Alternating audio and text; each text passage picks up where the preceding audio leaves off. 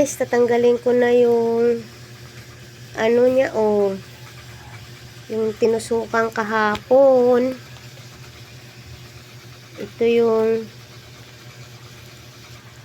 tusok niya kahapon sa center, dialysis center.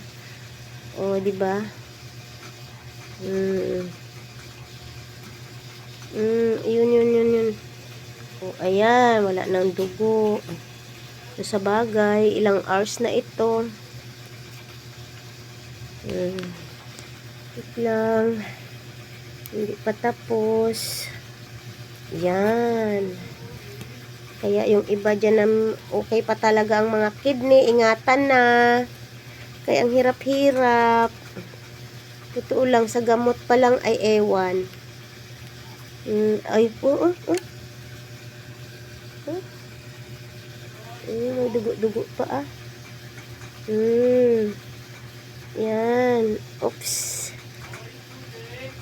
Kung matanggal Ayan. Yan dyan siya pinutusukan. Ito naman yung kanyang pistula. O, diba? Thank you, Lord. At ito na, 1 year na yan. 1 year. 1 year na siyang CKD dialysis patient.